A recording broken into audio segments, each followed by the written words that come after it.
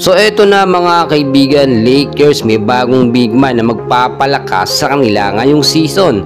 And bago yan kaibigan, please huwag kalimutan muna mag-like and subscribe and pahit ng notification bell para notify ka sa ating mga update. Maraming salamat po.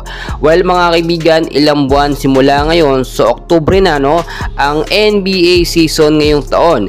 Inaabangan po ang official and final roster po ng Lakers mga kaibigan. Kung titignan po ninyo sa kanilang final lineup sa mga player nila ay wala po sila or kulang po sila ng legit na big man. Kasi nga naman mga kaibigan, as of now no, ang big man lamang ng Lakers na si Jackson Hayes no, siya yung pinakamatangkad mga kaibigan na nasa height lamang no, na 6'11 to 7 footer no, kung di ako nagkakamali.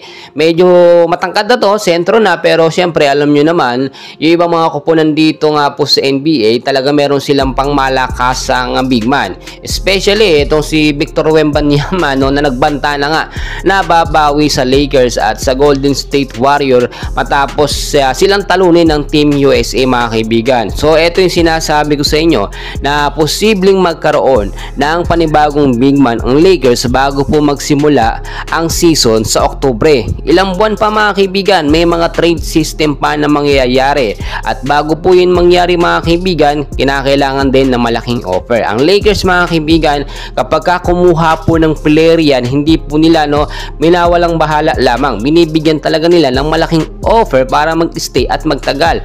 Pero syempre, kinakailangan hindi lang ito matangkad mga kaibigan, marunong din umupensa at magdepensa. Si Jackson Hayes mga kaibigan, kaya naman napunta yan sa Lakers, alam naman natin, marami nang napapatunayan at kayang-kaya niyang makipagsabayan sa mga crucial and intense game. Ay na rin sa ating nakuhang update no, kahit po andyan ang malalakas o star player nga po ng Lakers no, at kanilang starting five no, yung starting five nila mga kaibigan, sa mga hindi pa nakakalam no, ay nakapasok sa first five. Ito nga po si Angelo Russell, si Austin Reeves, si LeBron James, syempre hindi mawawala yan, si Rui Hachimura at si Anthony Davis. So sinasabi ko sa inyo mga kaibigan, pag napasama talaga etong first five na to, ay kahit wala silang masyadong big man no, ay okay na yan mga kaibigan, sapat na yan. Si Anthony Davis lang at si LeBron James bilang forward, power forward, at naglalaro din bilang sentro. Alam naman natin may offense at depensa yan, kayang-kaya na makipagsabayan yan mga kaibigan.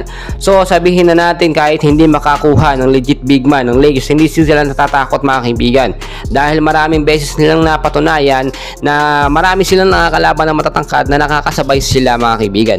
So dahil pa natin kaganapan mga kaibigan, so dyan lang kayo, and please huwag kalimutan mag-like and subscribe.